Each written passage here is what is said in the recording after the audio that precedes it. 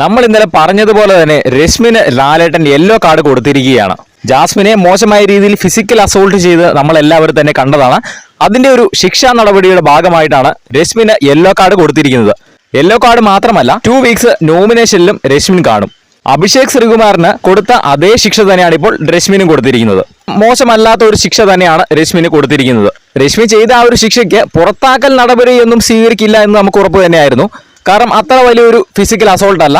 മാത്രവുമല്ല ജാസ്മിന് അതിന് പ്രശ്നവുമില്ല, അതിനൊരു പരാതിയുമില്ലെന്ന് പറഞ്ഞു കഴിഞ്ഞു. അതുകൊണ്ട് തന്നെ മിനിമം നമ്മൾ പ്രതീക്ഷിച്ചിരുന്നത് യെല്ലോ കാർഡ് തന്നെ കൊടുക്കണമെന്നാണ്. എന്തായാലും അത് ലാലേട്ടൻ കൊടുത്തിരിക്കുകയാണ്. പ്ലസ് അഡീഷണൽ ആയിട്ട് 2 വീക്സ് നോമിനേഷനിലുണ്ട്. അത് ഏറ്റവും നല്ലൊരു കാര്യം തന്നെയാണ്. രശ്മിൻ കുറച്ച് നാളുകളായിട്ട് പവർ ടീമിലും അവിടെ ഇവിടെയൊക്കെ ആയിട്ട് കയറുന്ന നോമിനേഷനിൽ അങ്ങനെ വരുന്നില്ലായിരുന്നു.